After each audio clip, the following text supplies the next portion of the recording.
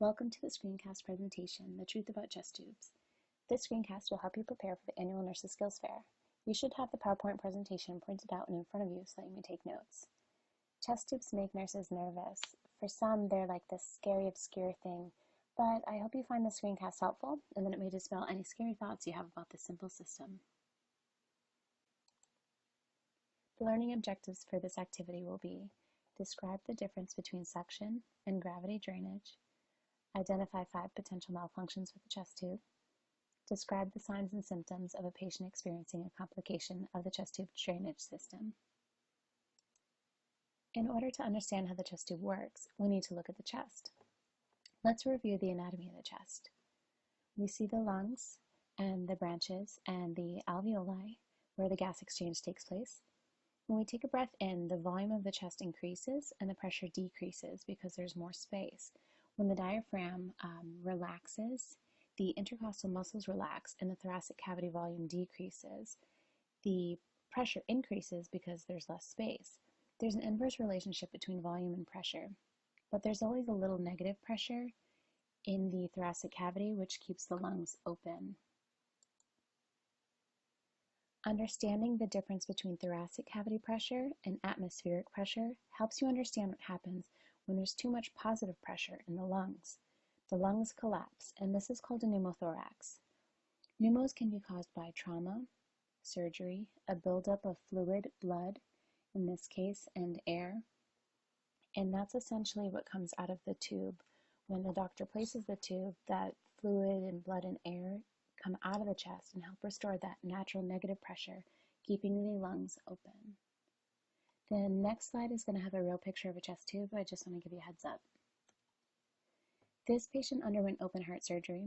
What I particularly like about this picture is the minimal use of dressings. All you need is 4x4 gauze and paper tape.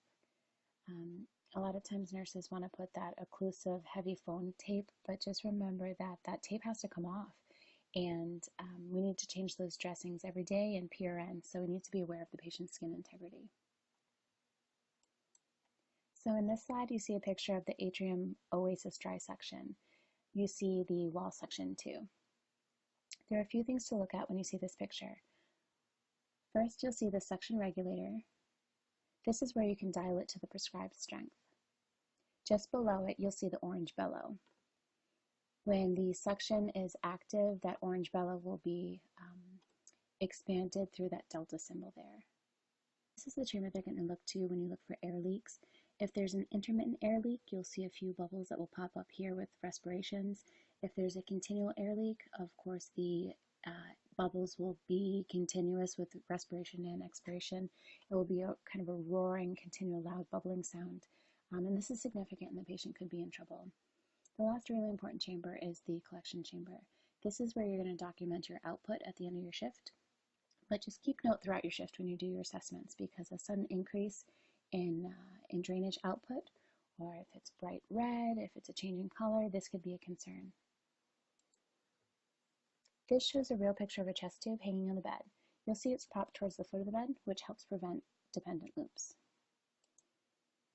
This slide shows the differences in suction. You'll see the nurses dialing it to the prescribed strength, which is always a physician's order.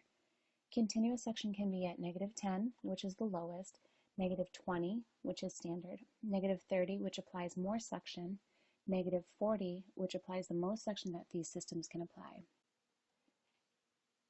Gravity is no applied suction, just natural gravity. This is typically used when the lungs are doing pretty well on their own and they don't need any more negative suction. Malfunctions can occur with the drainage system, which is why frequent assessments are needed. If the drainage suddenly stops, we could be looking at a dependent loop, which is when the chest tubes coil up, preventing flow. Kinks can happen too, and that's when the tube is pinched, maybe between the bed, the railing of the bed, the chair. Clots can happen too, and we just notify the physician. We no longer routinely strip the chest tubes because we could be doing more harm. A dislodged chest tube. You walk into the room and the water-sealed chamber is roaring. This is a sudden air leak. You want to assess the patient, assess the site. Patient inadvertently pull these things out when moving around in bed or getting out of the chair. Maybe the wall suction is broken. Just take a look at that orange bellow. If it's collapsed, it means that the suction is not working. The chest tube could be clamped, and we don't routinely clamp these without a physician order, so maybe somebody accidentally did it. The connections could be loose. You just want to assess all the connections and tighten them up. And then what happens if you walk into the room and the chest tube's kicked over? All you need to do is just flip it back upright. And if there is a lot of the blood that's flowed back into the water seal chamber, you might have to change the whole system, but that's not always the case. With the patient with a malfunctioning chest tube, they're at a risk for respiratory distress.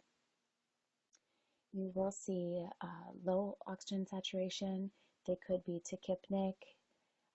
They may be anxious. You'll see that sudden air leak in that water seal chamber. They could be air hungry. They might be pale. You need to stay with the patient and call for help. I know this is a lot of information, but it's pretty straightforward. During the skills fair, you'll be able to have some hands-on experience. Just keep in mind that the chest tubes drain fluid and air from the chest cavity. You want to assess regularly and change the dressings PRN. The difference between suction and gravity is the suction is applied negative suction, which is a doctor's order, and gravity is just an absence of added suction. You want to review those malfunctions and look for respiratory distress because we need to act fast to prevent patient compromise. Great job, everybody. Give yourself a pat on the back. This is a lot of information, but that's the truth about chest tubes. Play this screencast as many times as you need and bring your questions to the skills fair. Thank you.